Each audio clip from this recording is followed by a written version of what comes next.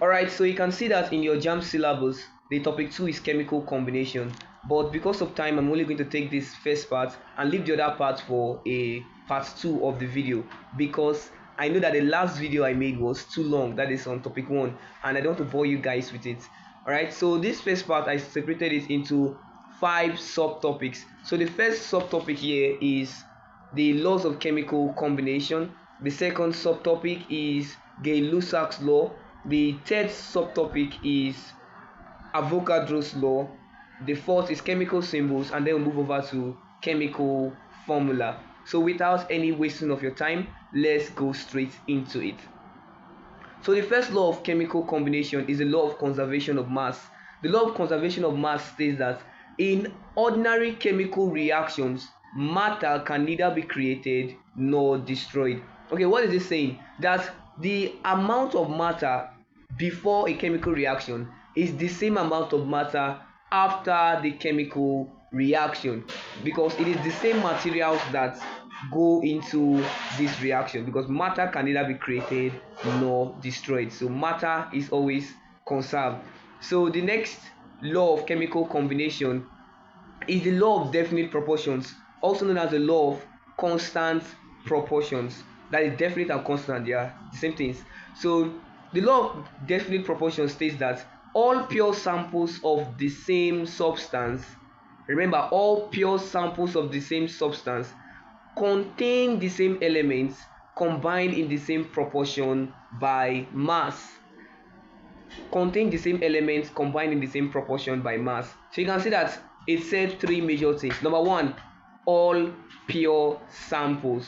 Number 2, contain the same elements. And number 3, the same proportion by mass. So what's this law saying?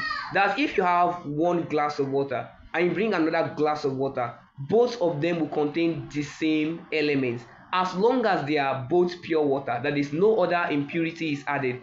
Remember, in our previous video we talked about impurities. That is when you add something else that is not part of water. So even if it's water and it has just one atom of carbon, it is an impure substance. That's why they said all pure samples.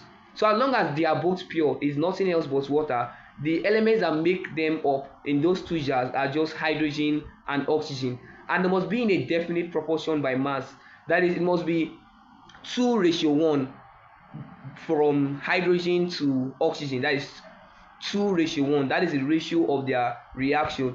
It is not H2O in one and H5O in the other. You understand? So all pure samples of the same compound must contain the same elements. That's number 1, and they must be in definite proportion by mass. Hope it's pretty clear now. So now the third law of chemical combination is the law of multiple proportions. That is, if A and B react together to form more than one compound, the various masses of A that react with a fixed mass of B are in simple whole number ratio. Now this is best understood with examples. You can see nitrogen 2 oxide, comparing it to nitrogen 4 oxide. This is NO and this is NO2. You can see that the fixed one is nitrogen here, and the one that the mass is alternating is oxygen. But although the amount of oxygen in the first one is different from the one in the second one, you can see that there is a simple ratio. That is, it is 1 to 2. You can see that it is a simple ratio. Alright, so that's what this law is talking about. Now the last law is the law of reciprocal proportions. That is, if two elements A and B combine separately with another fixed element, which is C, the ratio in which they combine with C separately is the same as, or just simple multiples with the ratio in which they combine with one another. That is, when they react with C, the ratios they form is the same as the one they will form if they react with one another, or simple multiples of it. Now that we are done with the laws of chemical combination, without wasting your time, we are going to the next one, which is the Gay-Lussac's law. Gay-Lussac's law is pretty simple. Gay-Lussac's law states that the volume of gases that react in a chemical reaction, they are in simple whole number ratios, and this ratio is within themselves and also to the products if the products are also gaseous. So there is simple whole number ratios with one another, and also with the products if the products are also gaseous. So that's all. Now Avogadro's law, which is the third on our list here. Avogadro's law states that equal volumes of gases equal volumes of gases at the same condition of temperature and pressure contain equal number of molecules. That is, if the temperature of this gas is 100 degrees Celsius and the temperature of this other gas also 100 degrees Celsius, and both of them are equal volumes, they will have equal number of molecules. All right. So now that we are done with the Avogadro's law, we are going to chemical symbols. Okay, so the method of using letters to represent elements was suggested by Berzelius in 1814. Okay, so they first started with using the first alphabet to name them. That's why you can see oxygen is O, hydrogen is H, fluorine is F, nitrogen and carbon, and so on and so forth. But you can see that there are over 118 elements and there are just 26 alphabets. So you can see why some of the compounds they now use two alphabets, that is one first alphabet and the other within the range. So you can see compounds like helium, you can see compounds like chlorine, see compounds like beryllium. You can see how they pick one from the beginning and another alphabet within the name. Now, because of still sharing of these alphabets, they also use the Latin names to name some of the elements. That is, Na for sodium is actually from the Latin name natrium, and Fe for iron is from the Latin name ferrum, while K for potassium is from the Latin name kalium. Okay, and Urum, that is Au, is for gold. You can see why gold is Au, and argentium is for silver, that is Ag. That's why silver is Ag. So you can see why they name them in this pattern, right?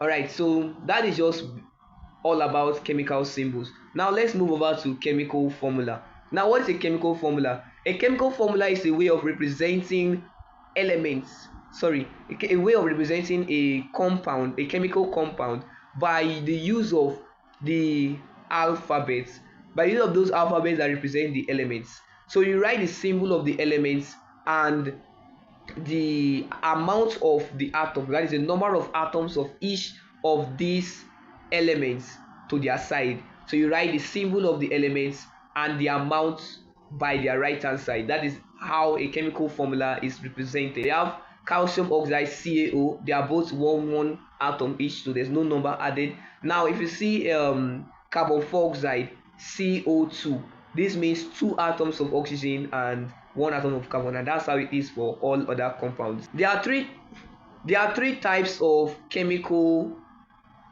formulas.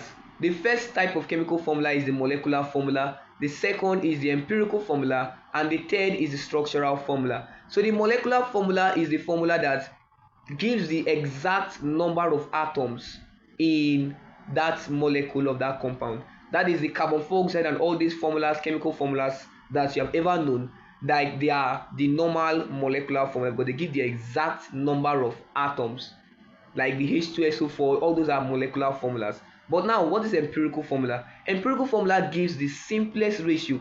So in a compound like ethane C2H6, you can see that the empirical formula is CH3. That is the simplest ratio. So the first in ethane was 2 to 6, right? So 2 to 6 can be broken down into its simplest form, 1 to 3. So that's what empirical formula is all about. So now the next is structural formula. Structural formula is like the structural signature of that compound that no other compound has. So no two compounds have the same structures. Okay, so now let's go to basic empirical formula calculations, because you need this for your Jamb exam, and not just for your Jamb exam, you need it to you need to know the knowledge, you need to have that knowledge as a good chemistry student. Okay, so now there are just 4 basic steps when you are calculating empirical formula. Number 1 is write out the percentage composition. Number 2 is get the mole ratio. Number 3 is divide it by the simplest number. and then number 4 is the whole number ratio. Okay, when we are doing this in examples, you understand. So now I'm going to check examples now, and I'm going to use them for calculations. A compound was found by analysis to contain 65.45% carbon, 9.09% hydrogen, and 25.45% nitrogen. Calculate its empirical formula, taking the atomic mass of carbon to be 12, hydrogen to be 1, and that of nitrogen to be 14. So first I write out the elements carbon, hydrogen, and nitrogen. Then the first step is percentage composition, that is 65.45, 9.09, and then 25.45 respectively. That is the percentage composition by mass. Then the next step is the mole ratio. Next step is the mole ratio. So the mole ratio is the reacting mass over the molar mass, that is the atomic mass. So we have 65.45 divided by 12, 9.09 divided by 1, and that of nitrogen divided by 14. So after we got our answer, now we divide by the smallest number. So you divide the first one by 1.82, divide the second by 1.82, the third by 1.82, and then your results will provide a whole number ratio. So this will give us 3, this will give us 5, and that's 1. So you have gotten your empirical formula as C3H5N. An organic compound on analysis yields 2.04 gram carbon, 0.34 gram hydrogen, and 2.73 gram oxygen.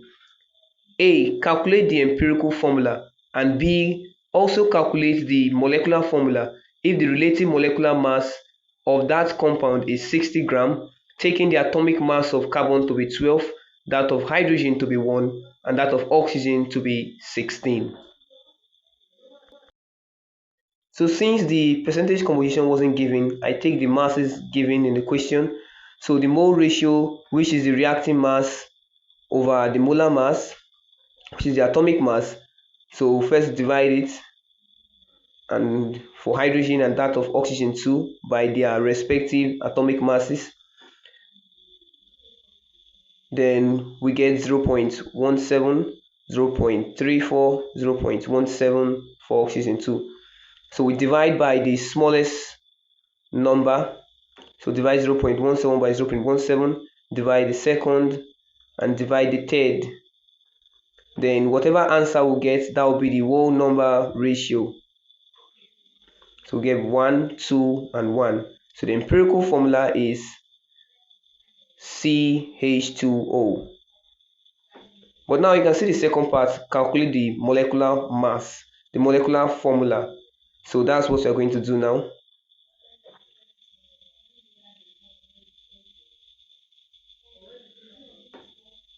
So the molecular formula is calculated like this. You write out the empirical formula, put a subscript N, and sum it up to the molecular mass. So when you calculate and you find that N, then you can use it to multiply to get the molecular formula. The molecular formula is a multiple of the empirical formula. So what I'm doing here is putting the masses of carbon, hydrogen, and oxygen respectively to get the molecular mass of the empirical formula, and then I calculate onward to find the N, which is the subscript.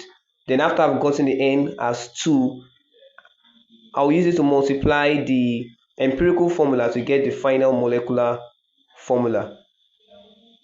Oh, sorry, I wasn't supposed to write 60 here.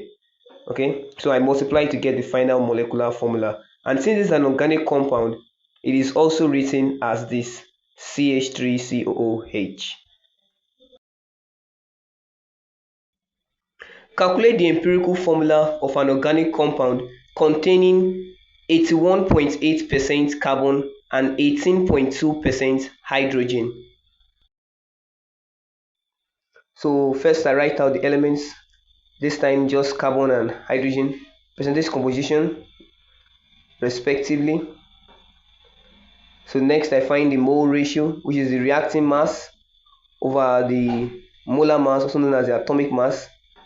So I divide that of carbon by 12, that of hydrogen by 1. So I get the respective molar mass.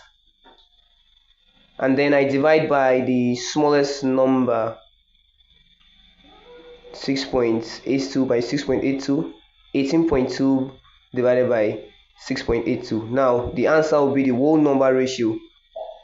So I get 1 and 2.67. But you can see that in this case it is not a whole number. So therefore I am going to multiply everything by 2 to try to get a whole number. I still not get a proper whole number. So I multiplied the first one all by 3 and I got this 3 on this side, and that of hydrogen 8.01. So this is very close to a whole number, so I pick it as the correct one. So I say C3H8, that is the empirical formula.